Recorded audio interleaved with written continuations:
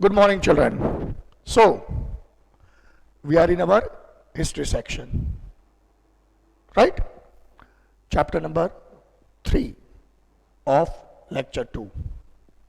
That is movement towards the new world, right? Movement towards the new world. Now, see, children, first of all, let us have some recap of lecture 1. What we are supposed to study is the topic Nazism, fascism, militarism, Great Depression of US. These are the 4 topics which we are supposed to include in this lecture. That is called lecture number 2. Now, as you know, children, let us move back in lecture number 1. What is meant by Nazism was a very long lecture previously. Previous lecture was very long, almost I think 48 to 50 minutes. And I was so much involved in that topic that I could not read the time. Basically, we are having lectures of 42 minutes. But time flew away. Hitler के बारे में जो book में नहीं है वो मैंने आपको बताया था, बराबर है? तो वो था नाजिज्म. आज हम बात करेंगे पहले फैसिज्म की. नाजिज्म हो गया, वो मैंने कल बताया था, फिर भी वापस बताता हूं. Hitler fought World War I as a common soldier. Basically, he was from Austria.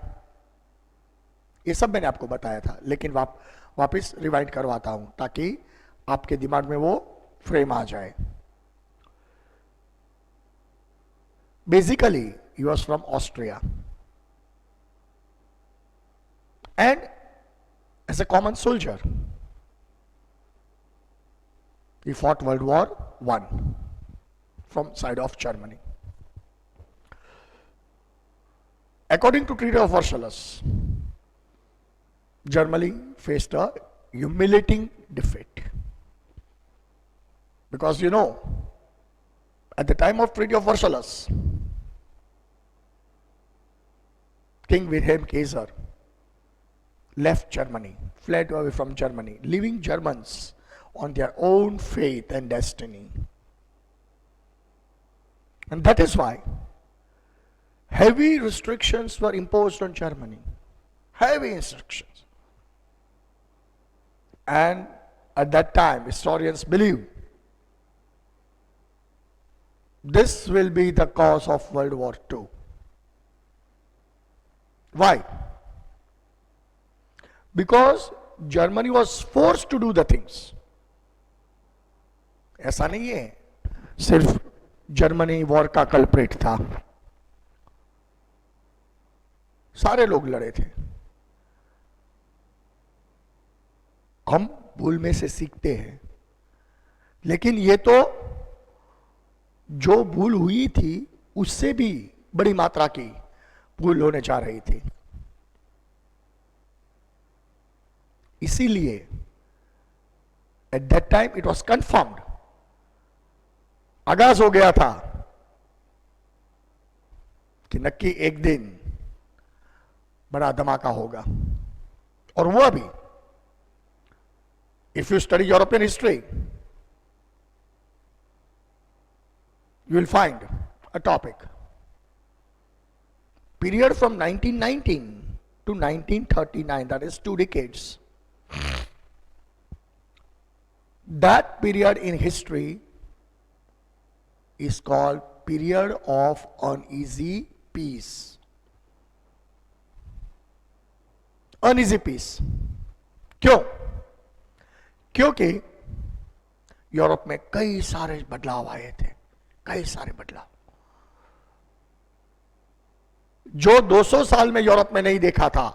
Even at the time of world war I, वो सिर्फ और सिर्फ 20 साल में देख लिया था.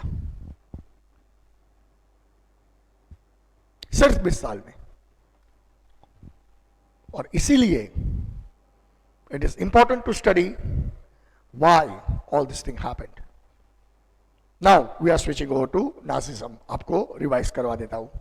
Hitler fought as a common soldier from side of Germany. He was injured. He lost his eyesight. दोनों आंखों की रोशनी चली गई थी।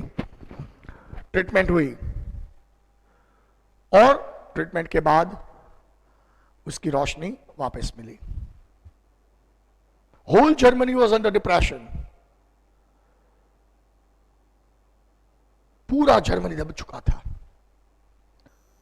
रोज चारों ओर निराशा और निराशा ही दिखती थी, क्योंकि अमेरिका, इंग्लैंड और फ्रांस ने ऐसे जर्मनी को दबोच लिया है। मान लो आप नेशनल ज्योग्राफी देखते हो और किसी डियर, इंपाला या ऐसा कोई एनिमल के पीछे 3-4 शेर भागते और पकड़ लेते हैं, तब वो जिब्रा हो या हिरन हो या कोई भी एनिमल हो, उसको कैसे दबोच लेते हैं? सब अपनी अपनी तरह दबोचते हैं। वो प्राणी को बचना लगभग नामुश्किल, इम्पॉसिबल हो जाता है। ठीक ऐसी हालत, मान लो कि जर्मनी हिरन था और ये सब खूंखार थे। फ्रांस, इंग्लैंड और अमेरिका। तो ये तो होना ही था। Every day Germans were humiliated. They were suppose to pay heavy fine, heavy fine. अपना सब कुछ छोड़ के भी हमारा काम करो, आप भूखे रहो लेकिन हमारा मुंह भरना चाहिए। ऐसी हालत हो गई थी। In this anguishness, in this critical time, Hitler joined politics in 1926. He was a new person. He was not a man of politics. As I told you in his introduction, he did not have any formal background. So, we established a small party, National Socialist Party of Germany, Nazi Party, Nazi, short में अपना काम करता गया, and within no span of time he became very popular among the masses.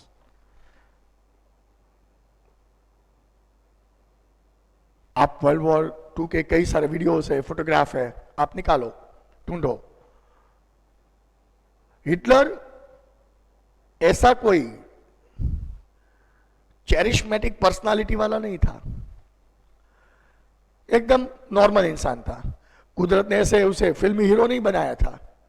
उसकी इतनी height नहीं थी, इतना शरीर नहीं था,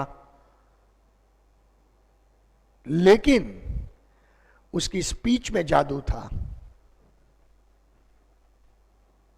He spellbounded the people for hours and hours together with his fiery speeches. और वो जादू कहां से आया था? वो जादू सच्चाई का था। भले हम हिस्ट्री पढ़ते हैं, in previous lecture I told you, whatever is printed over here is not absolutely right.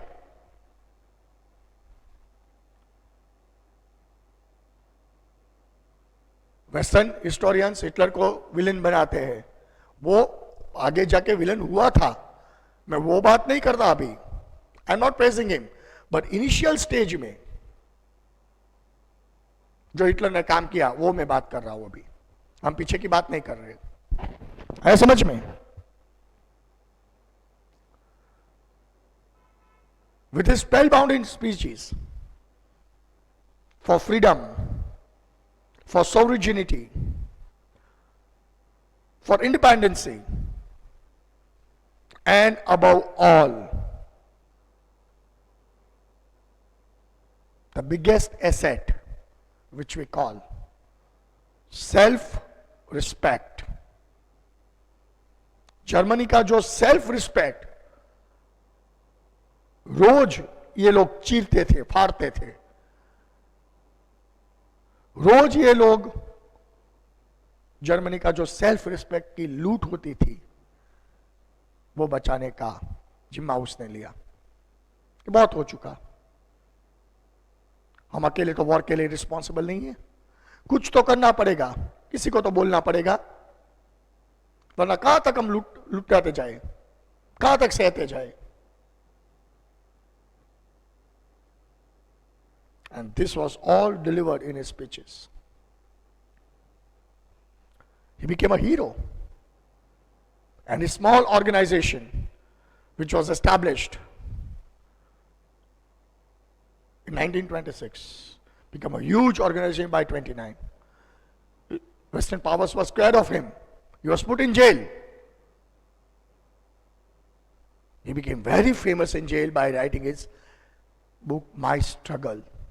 Main Kaif, ये मैंने आपको कल बताया था, माई struggle.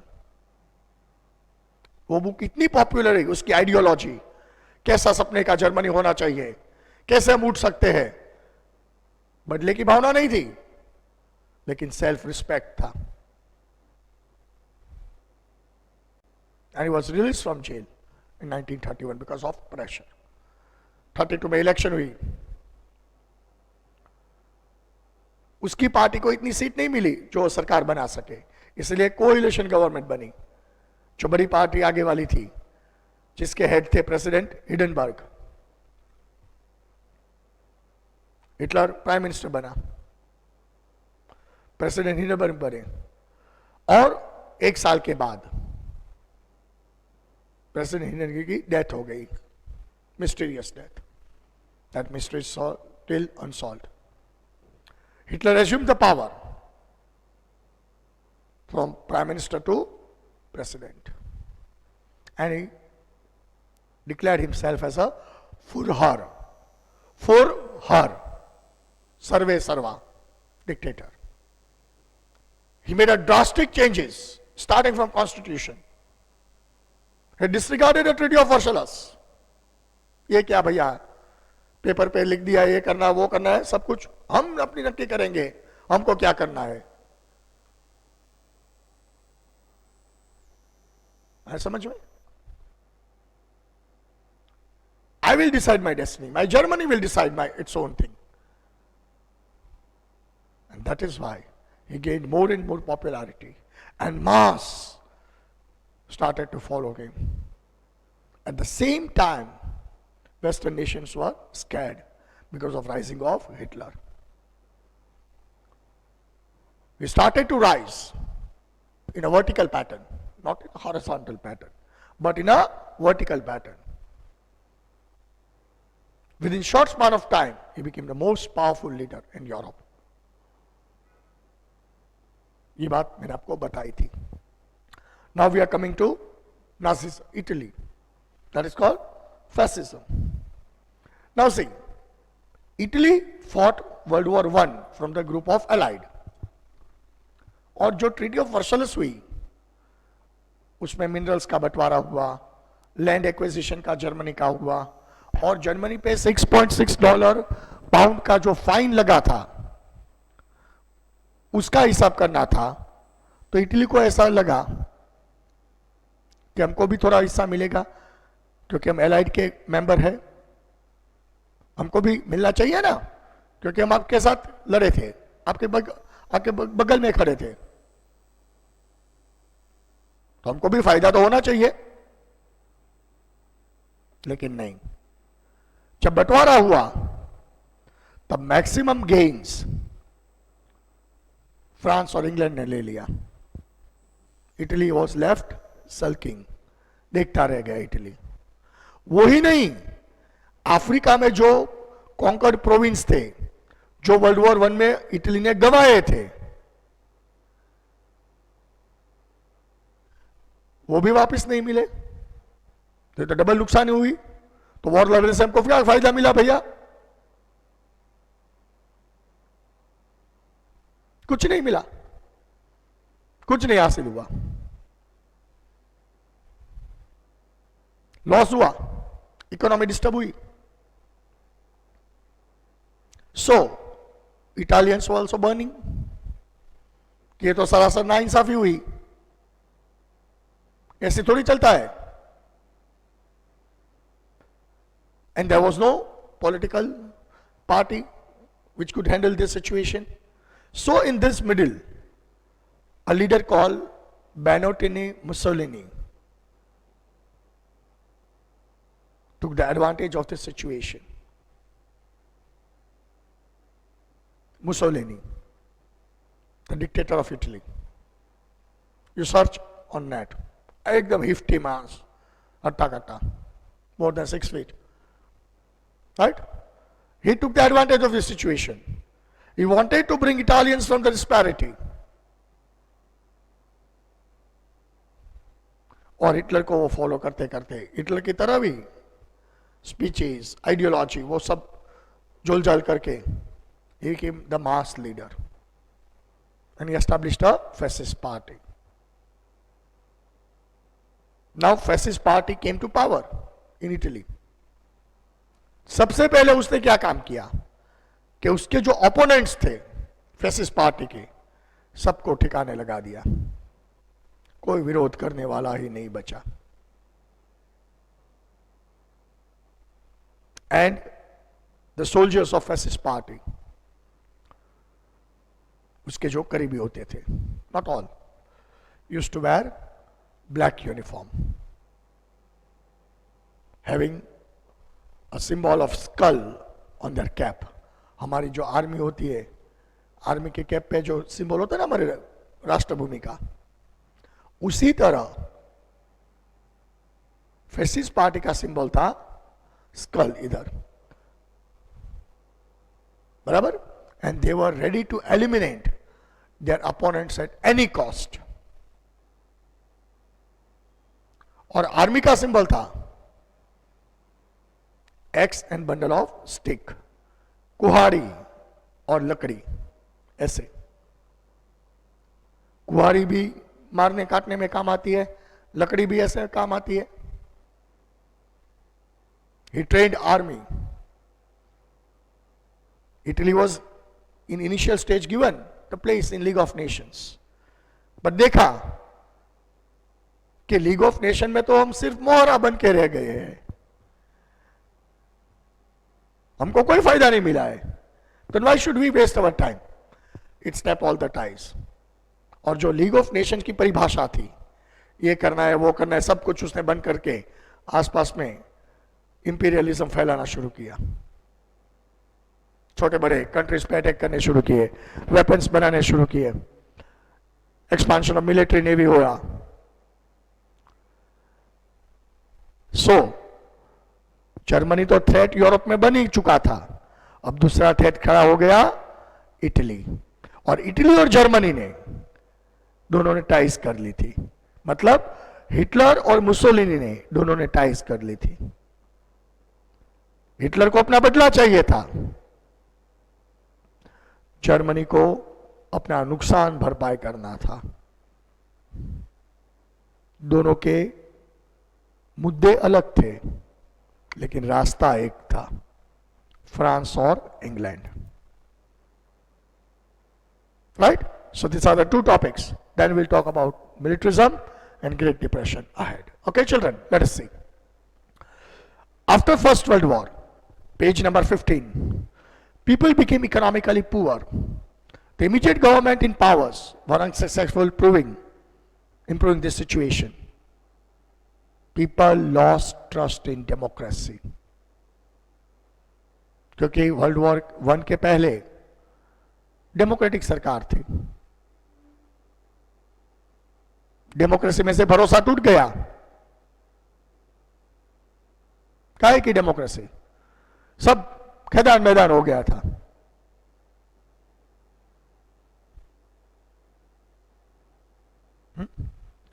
People lost trust in democracy. Dictatorship began in some countries, which became the driving force of Second World War. Let us study. Fascism in Italy, Nazism in Germany, militarism in Japan, and Great Global Depression of US. जो मैंने 4 point लिखे. Now let us study about fascism. In First World War, Italy was on the side of winning nations and fought for those nations. अभी मैंने बताया ना आपको, central idea पूरा दिया था, लेकिन इटली को कोई बेनिफिट नहीं मिला. सारे बेनिफिट्स फ्रांस, इंग्लैंड और अमेरिका खा गए. तो इससे इटली को तकलीफ तो होगी ना कि भैया हमने भी नुकसान सहा है, हमको भी कुछ फायदा तो होना चाहिए ना. सिर्फ आप निकल जाओ, हम देखते रहे, ऐसा तो नहीं चलता. सबका हिस्सा होना चाहिए, सबका बंटवारा होना चाहिए. है समझ में? It incurred a massive expenditure of $12 billion. हमका भी खर्चा हुआ था, हमको भी कुछ मिलना चाहिए. कुछ नहीं मिला. And lost 6 lakh soldiers. Yet the other winning nation took over the choicest territories. जो अच्छे अच्छे हिस्से थे बंटवारे के वक्त, ट्रीटी ऑफ वर्सल्स के वक्त, वो अच्छे वाले हिस्से जो थे वो फ्रांस, इंग्लैंड और अमेरिका खा गया. इटली को कुछ नहीं मिला. इटली लटक गया. This made Italy frustrated. बहुत फ्रस्ट्रेशन में इटली आ गया कि ये क्या, हमारे साथ ऐसा मजाक. इससे तो बेहतर है कुछ अपना दे मेरे को. आया समझ में? Ignoring Italy, Italy was angry and frustrated. The nationalistic feeling which was hurt, for which Italians considered its government responsible, and was more than eager to avenge this nation as soon as possible. लोगों ने मन में ठान ली थी कि ये सब government की नाकामी है. अगर गवर्नमेंट स्ट्रांग है तो वो लीग ऑफ नेशन में अपना आवाज रख सकती थी. इंग्लैंड फ्रांस के सामने वो बोल सकती थी कि ऐसा नहीं होगा, आपको हमारा ध्यान रखना पड़ेगा, हम जो बोले वो आपको सुनना पड़ेगा, करना पड़ेगा. लेकिन उस वक्त तो इटली की जो गवर्नमेंट थी वो बिल्कुल वीक साबित हुई. कुछ नहीं बोला, सिर्फ हाँ में हाँ ही मिलाई. ये जो बड़े नेशन ने बोला ये करना, ओके ये करना, ये नहीं करना, ओके ये नहीं करना, इससे चलेगा, ओके चलेगा. तो ये क्या भैया, फैसला ऐसे थोड़ी लिया जाता है सिर्फ हाँ में हाँ मिला के. ऐसी तो चापलूसी कभी नहीं देखी. That is why people were angry. They lost faith from government. ये गवर्नमेंट नहीं चल सकती. And Benito Mussolini took the advantage of this situation. Understood? See. In order to salvage means save. In order to save Italy from such dire situation, dire means khatanak situation, Benito Mussolini launched a fascist party. उसने एक party बनाई, जैसे मैंने Hitler के बारे में बताया था ना, छोटी सी पार्टी. आगे जाके वो पार्टी अपनी आइडियोलॉजी से फेमस हुई.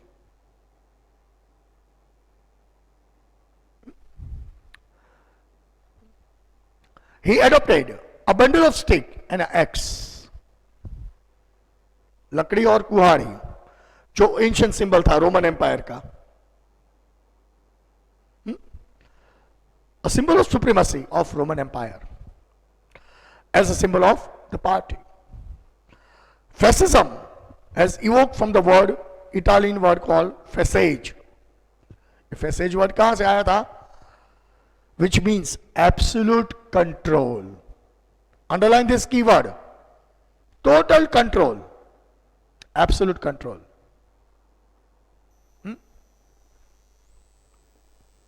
On all the state things. Total controlled government. पूरा अपना ही सिक्का चलना चाहिए. Understood? Mussolini's maxim was slogan, one party, one leader, no opposite party. I am the supreme person in this nation. कुछ नहीं. और उसको जो ओपोनेंट्स थे, उसके जो विरोधी लोग थे, उसको एक के बाद एक ठिकाने लगा दिया. मतलब अभी कोई विरोध करने वाला बचा नहीं. Right? He gave military training to his party volunteers who wore black uniform और यूनिफॉर्म टोपी के सर पे इधर स्कल का सिंबल लगता था, खोपड़ी का. They were called black skulls. Right? After coming to power, Mussolini captured Rhodes. Rhodes is the name of a place. It's an island in Mediterranean Sea. And Dodecan Sea, islands from Turkey. Mediterranean Sea में जो दो islands थे, Rhodes और Dodecan Sea, जो Turkey के हिस्से में थे. क्योंकि मैंने अभी बोला ना, इटली का कोई फायदा नहीं हुआ था. लीग ऑफ नेशन का मेंबर बना तो भी कुछ नहीं मिला.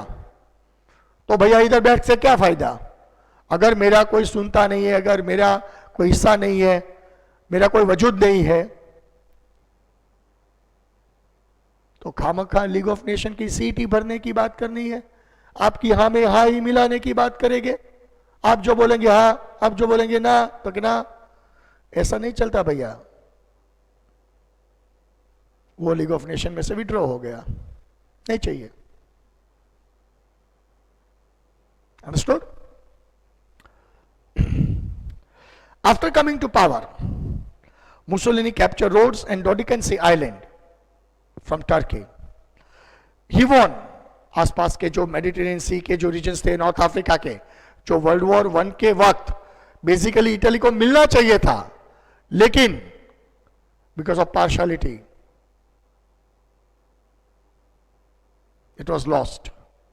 It was regained by Italy. Which part? He won Albania, Abyssinia, and Fiume Port in 1942.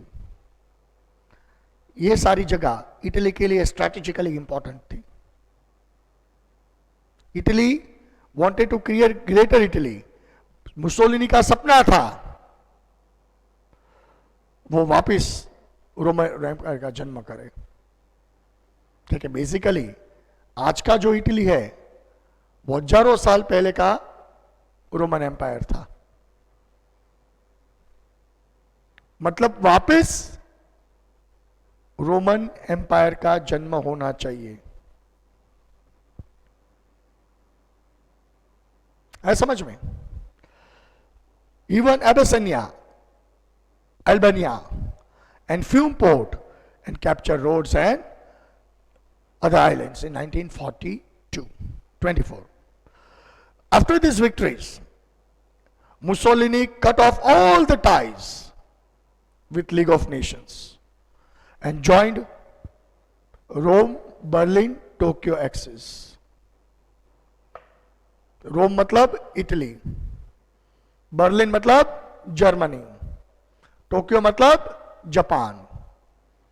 ये जो तीन महारथी वर्ल्ड वॉर 2 के वक्त थे, उन तीनों ने अपना ग्रुप बना लिया और तीनों बड़े बड़े थे, पावरफुल थे. उस वक्त ये तीनों पूरी दुनिया को ध्रुजाने के लिए काफी थे. पूरी दुनिया खौफ में है. हिटलर का खौफ तो था ही. अभी मुसोलिनी ने हिटलर का साथ निभाना शुरू किया. चलो भैया एक से भले दो. तो जो टेंस माहौल यूरोप में हिटलर की वजह से हुआ था, उसमें इजाफा हुआ। अभी मुसोलिनी ऐड हुआ, क्या करें? क्योंकि इटली को जो अन्याय था, मिला था, उसका बदला तो लेंगे। वो बोलेंगे तो सही, चुपचाप थोड़ी बैठेंगे, right? He joined Rome, Berlin, and Tokyo Axis. Thus, Italy became responsible for World War II. बिल्कुल पक्का फैसिज्म समझ में आ गया बच्चों? अब हम बात करेंगे नाजिज्म की। बहुत मैंने समझा है, इटली से ज्यादा मैंने आपको, क्योंकि प्राइम फोकस था जर्मनी। क्यों मैंने समझाया इतना डिटेल में? क्योंकि वर्ल्ड वॉर 1 के बाद जर्मनी को विलन बना दिया था, इतना नोच लिया था कि जर्मनी की हालत बद से बदतर हो गई थी। इसलिए उधर बदले की भावना पैदा हुई। अगर ऐसा अरेंजमेंट नहीं हुआ होता, थोड़ा जस्टिफिकेशन किया होता जर्मनी के साथ, तो शायद ये टॉपिक हम नहीं पढ़ते कभी। तो शायद इटली जैसा डिक्टेटर या हिटलर ने तबाही नहीं मचाई होगी। शायद जापान को वर्ल्ड वॉर 2 के एंड में नागासाकी और हिरोशिमा नहीं देखना पड़ता। ये सब वर्ल्ड वॉर 2 के कॉन्सिक्वेंसेस है, वो आगे पढ़ेंगे। तो ये जिद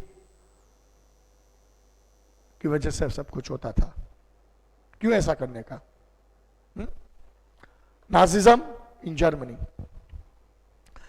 Germany had lost the First World War. It was economically ruined. Paris peace process has forced Germany to sign the Treaty of Versailles. ये तो एक ही लाइन है, मैंने आपको पूरा समझाया है। How Germany was made forcibly signing Paris peace process means Treaty of Versailles.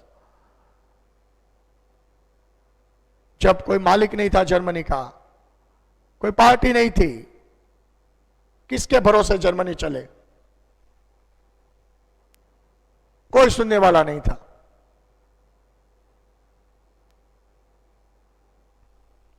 Germans were extremely angry with this unjust treaty. They were extremely angry, extremely. Adolf Hitler joined National Socialist German Workers' Party in 1919. लेकिन दुर्भाग्यवश वो war में इंजर हुआ। मैंने आपको बताया, इधर को कुछ नहीं लिखा, मैं आपको साल सहित बताता हूं ना, डेट सहित बताता हूं। और इंजरी की वजह से उसकी आंखों की रोशनी चली गई, ट्रीटमेंट करनी पड़ी, 4-5 साल गायब रहा।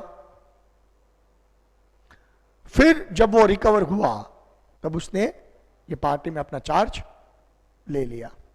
And this was the party of unsatisfied thousands of Germans, self-respected Germans, small and big businessmen, for funding the party.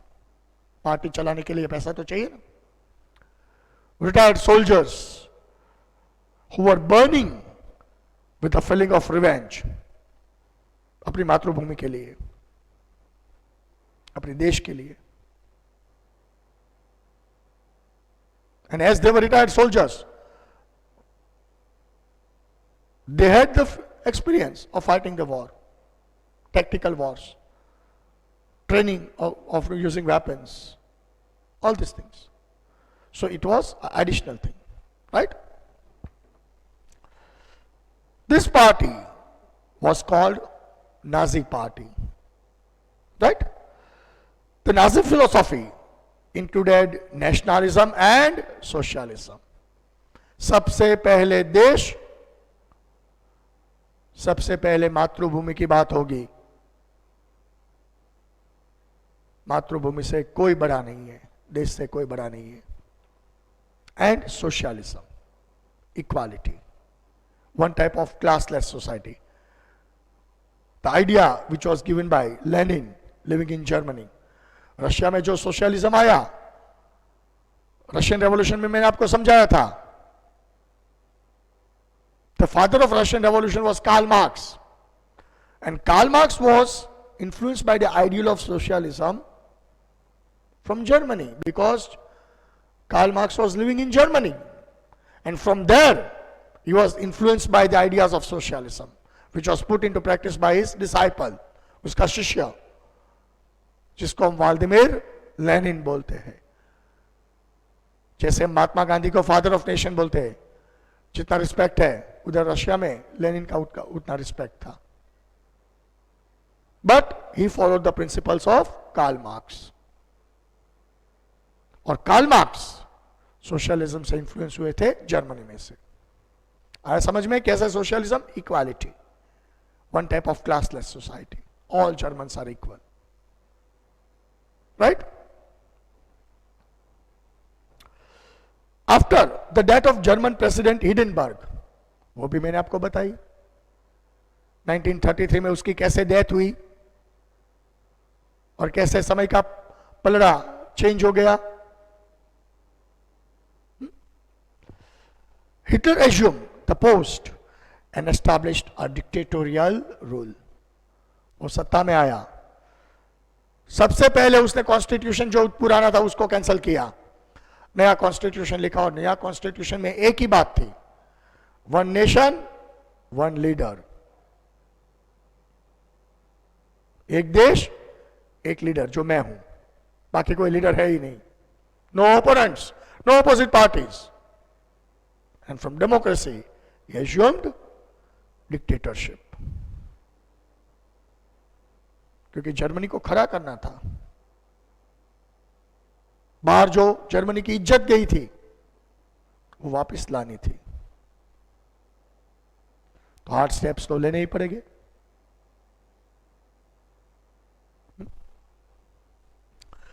He adopted strict and aggressive policies and led Germans toward narrow nationalism. History बोलती है narrow nationalism, लेकिन 15-20 साल तक जिसको आपने दबा के रखा है, जिसको नोचा है, लूटा है, और अगर वो बंदा खड़ा होके अपना हिसाब मांगेगा, आपकी आंख में आंख डाल के बात करेगा, तो आप उसको नैरो नेशनलिज्म बोलेंगे क्या? है? ये तो ये बात हुई कि मैं जो करूं वो सब सही है, आप गलत हो, आपको खड़ा होने का कोई अधिकार नहीं है. I am the supreme. मैं बार बार बोलता हूं, समय किसी की जागीर नहीं है. कब ये फिरता फिरता चेंज हो जाता है ना, मालूम भी नहीं पड़ता. और आज वही हुआ था. आज जर्मनी का समय शुरू हुआ था.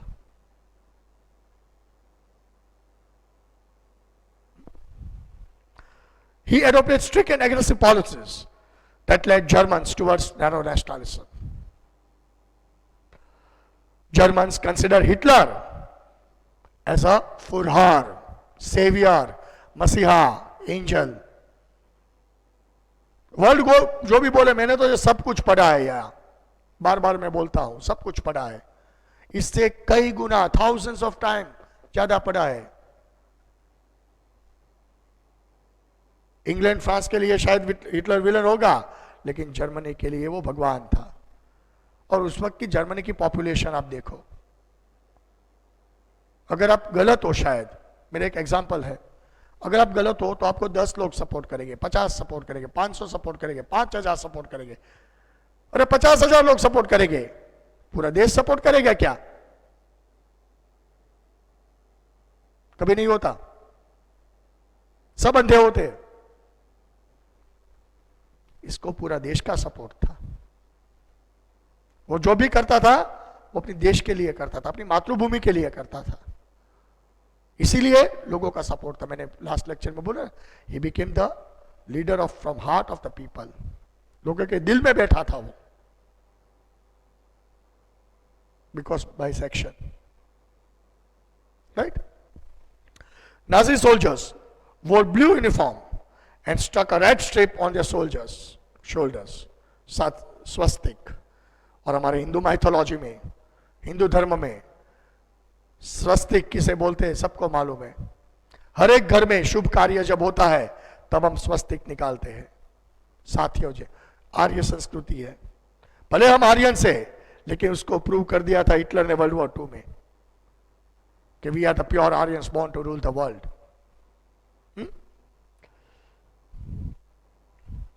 Nazi soldiers wore blue uniform and stuck a red strip on their shoulders and wore the symbol of swastik.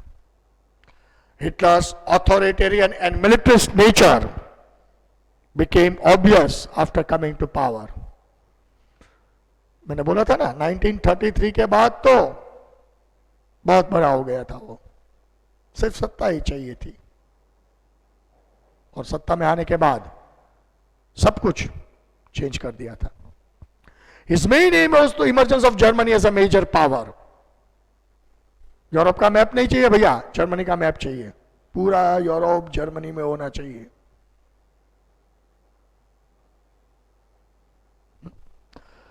The name, in the name of purification of German race, ये गलत बात थी, मैं आपको बताऊंगा, डिटेल में बताऊंगा. In the name of purification of German race, his policies were targeting extremities towards Jews, Gypsies, and mentally challenged people.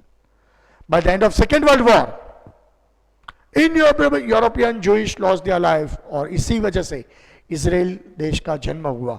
वो मैं आपको बताऊंगा कैसे. That was a wrong thing, horrific thing, which was called Holocaust. उस पे तो कई सारी वर्ल्ड वॉर की मूवी बनी है. एक का मैं आपको नाम बताता हूं, द शिंडर्स लिस्ट. 15 में से 11 ऑस्कार अवार्ड उसको मिले थे. 1999 की मूवी है द शिंडर्स लिस्ट, देखना, बहुत अच्छी बढ़िया मूवी है. Hitler's expansion, militarism action against neighboring nations, and policy of exterminating certain groups led to Second World War, which became the important reason for the same. तो ये बात हमने 2 टॉपिक आज डिटेल में पढ़े. नाजिज्म मतलब जर्मनी और फैसिज्म मतलब इटली. आगे वाले टॉपिक हम आगे के लेक्चर में देखेंगे. Okay children, I hope you have enjoyed the lecture. आगे के टॉपिक में उस वक्त बताऊंगा जापान में क्या हुआ था. जापान उस वक्त क्या था, अमेरिका में जब महामंदी आई स्टॉक मार्केट में, वो भी आपको डिटेल में बताऊंगा, लेकिन अगले लेक्चर में. अच्छा, so till then it's your time to take your homework. Come on children.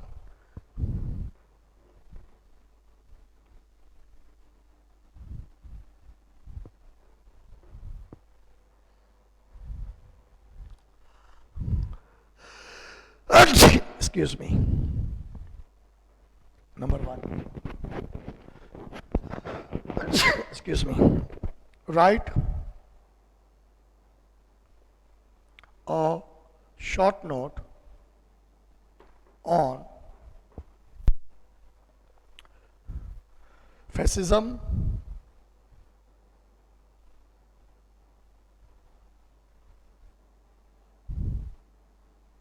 in Italy.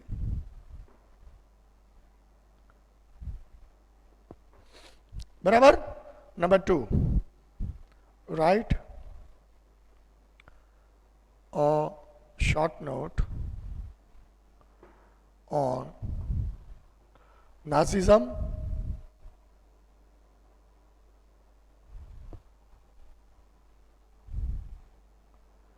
in Germany.